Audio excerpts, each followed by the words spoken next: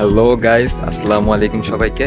আজকে আমি আমাদের বুয়েটের রশিদ হলটাকে ঘুরে দেখাবো। এটা হচ্ছে হলের মেইন গেট। তো চলুন ভিতরটা দেখে আসা যাক।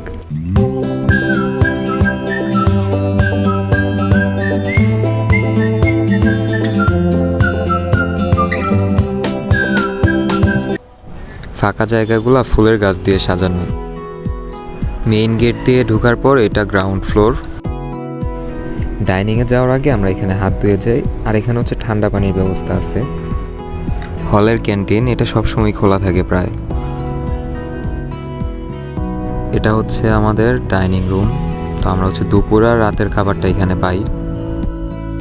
সবসময় জানতাম যে ভাইরা বলতো যে রশিদ হলের খাবার বেস্ট, মানে বেস্ট। তো এইটা আসলে এখন উপলব্ধি করতে পারতেছি যে সপ্তাহে 2 দিন, মঙ্গলবার শুক্রবার হচ্ছে স্পেশাল খাবার, তারপরে একদম মাসের শেষের দিকে 7 দিন যে হচ্ছে আমাদের ফেস্টের আয়োজন করা হচ্ছে, যেমন বাঙালিয়ানা, মেজবান, চুইঝাল, হঠাৎ সারপ্রাইজ ফেস্ট হয়, মেগা ফেস্ট হয়। সো এইগুলো আসলে মানে বেস্ট আর কি। আচ্ছা, এখন দোতলাটা ঘুরে দেখাই। এখানে 2টা টেবিল টেনিস আর হচ্ছে ক্রামবোর্ড রাখা আছে। এই যে আমাদের হলের কমন রুম, এখানে একটা টিভি থাকে। খেলার সময় রুমটা জমে ওঠে অনেক। সব থেকে শান্তির জায়গা হলো মসজিদ। কারোর রুমে পড়তে অসুবিধা হলে সে চাইলে লাইব্রেরি রুমে এসে পড়তে পারে। এখানে সব থেকে নিরিবিলি পরিবেশ। চলেন এখন ফ্লোরগুলো ঘুরে দেখি। প্রতিটা ফ্লোরে 12টা করে রুম থাকে। সিঁড়ির ডান পাশে 6টা, বাম পাশে 6টা। আর সবগুলো রুমের গঠন একই রকম। রুমের আয়তন মোটামুটি ভালোই। এখানে 4টা খাট, 4টা টেবিল, 4টা টেবিল ল্যাম্প এবং ওয়াল আলমারি থাকে হল থেকেই। ওয়াশরুমগুলো সপ্তাহে কয়েকবার করে পরিষ্কার করা হয়। বিগত 5 বছরে যে 4টা মাস, সে 4টা মাস আমার জীবনে, আমাদের শুধু আমার না, 18 বছর সবার জীবনটা অনেক কষ্টে কেটেছে র্যাগের মাধ্যমে। অনেকে র্যাগের যন্ত্রণা সহ্য করতে না পেরে হল ত্যাগ করে অন্য জায়গায় থেকেছে, কিন্তু পরবর্তীতে আলহামদুলিল্লাহ একটা দুঃখ স্মৃতি, সেই দুঃখ স্মৃতির মাধ্যমে আমরা আমাদের যে বর্তমান হল, সেই বর্তমান হলটা আমরা আমাদের মনের মতো করে পেয়েছি। আমরা কখনোই চাইবো না, আমরা যারা আছি বর্তমানে কখনোই চাইবো না এই শান্তি শৃঙ্খলাবদ্ধ একটা পরিবেশ, এই পরিবেশটা নষ্ট যাতে না হয়।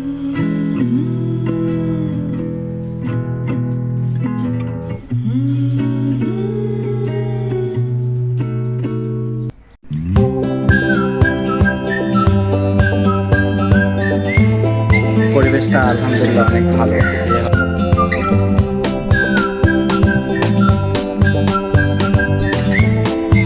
এটা সিজন ওয়াইজ আমাদের এখানে খুব সুন্দর খেলাধুলার আয়োজন করা হয়।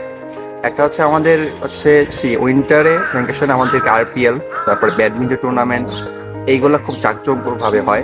যেমন আমাদের আরপিএল এর সময় যে আমাদের সিনিয়র জুনিয়রদের মধ্যে সব সুন্দর জিনিসটা হচ্ছে যে আমরা স্লেজিং করতে হবে ভাইদের সাথে। এখানে একটা খুব ভালো অপশন হয়, আমাদের আইপিএল যেরকম নিলামের মাধ্যমে প্লেয়ার কিনা হয়, তা আমাদেরকেও রুমের মাধ্যমে সেখানে মানে টাকা দিয়ে প্লেয়ার কিনা হয় আর কি, যে এত টাকা দিয়ে।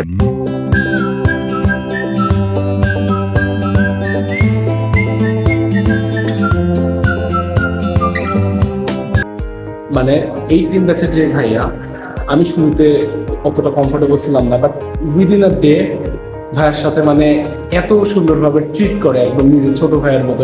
ভাইয়ারা অনেক চিল মাইন্ডেড, লাইক কখনো এই যে এমন মনে হয় যে বড় ভাইয়ের সাথে একটা কমিউনিকেশন গ্যাপ থাকে। বেসিক্যালি আমাদের ওই জিনিসটা কখনোই ছিল না, এখনো থাকে না। হলের পরিবেশ আমরা খুবই কমফোর্টেবল। হ্যাঁ, মানে সিনিয়র জুনিয়র এই বিষয় নিয়ে মানে ঝামেলার কিচ্ছু নাই, লাইক একদম নিজের হোমের মতো ফিল হয়। ইনফ্যাক্ট বাসায় গেলে আরো এই জিনিসটা মিস করি, এটাই আর কি। হলে যখন প্রথম দিন আসলাম, তো ওই দিন হচ্ছে খুবই নার্ভাস ছিলাম। তো হলে সিনিয়রদের মাঝে ওঠার পরে সিনিয়রদের ব্যবহারে, আতিথেয়তায় এতটাই ভালো লাগছে। তো এখন মনে হচ্ছে যে এই হলটাই হচ্ছে আমার পরিবারের বাইরে একটা পরিবার।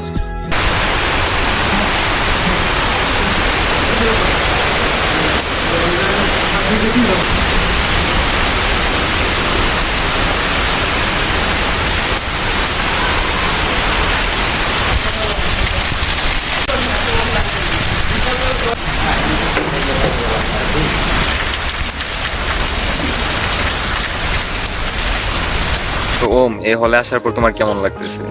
আগে হলে অনেক ভালো লাগতেছে, সিনিয়র আমাকে ভালো ট্রিট করতেছে।